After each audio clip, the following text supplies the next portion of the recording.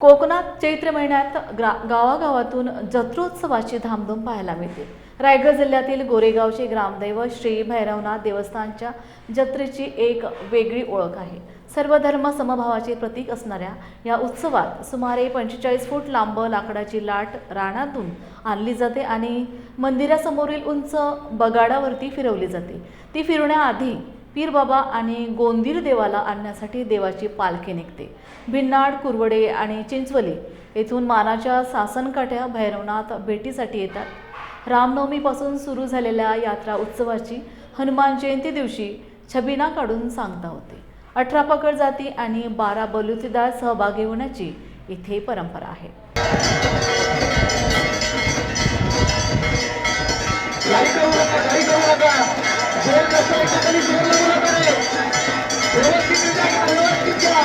गोरेगाव मधलं हे प्रथम भैरवनाथाचं मंदिर आहे। या भैरवनाथ मंदिरासाठी लाट आणली जाते आणि ती 45 फूट लांब असते आणि गोरेगाव अख्ख्या रायगड जिल्ह्यामधलं हे एकमेव ठिकाण असं आहे की भरपूर मोठं त्याचं बगाड आहे। अशा प्रकारे लाट फिरवली जाते आणि त्यासाठी 18 बलुतेदार सगळे एकत्र येतात आणि ती जत्रा केली जाते। ह्या उत्सवाचं असं एक महत्त्व आहे की ह्या उत्सवाला रामनवमीला देवळातनं परडी निघते। ती परडी रामनवमीनंतर वाडीवर जातं, गोरेगावची हद्द आहे, तिथून त्या तांबड्यांच्या घरी वस्तीला राहतं। त्यानंतर जिथं लाट आहे त्या एक दिवस लोणेरला वस्ती राहतं। लोणेरनंतर ज्या ठिकाणी लाट आहे त्या ठिकाणी जातं।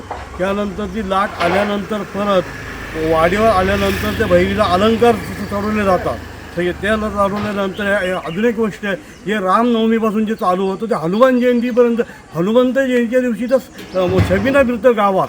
ज्या मानाच्या काठ्या असतात, भिनाडची मानाची काठी असतं, कुरवड्याची असतं, चिंचोलीची असतं, चिंचोलीची पालखी पण असं समजायची, हे सगळे गावात फिरतात। ते पण हनुमान जयंतीच्या दिवशीच फिरतात। आता समजा एखादा दिवस हे आल्यामुळे एखादं इकडं तिकडं होतं, पण कधीतरी 3 वर्षांनी एकदा होतं।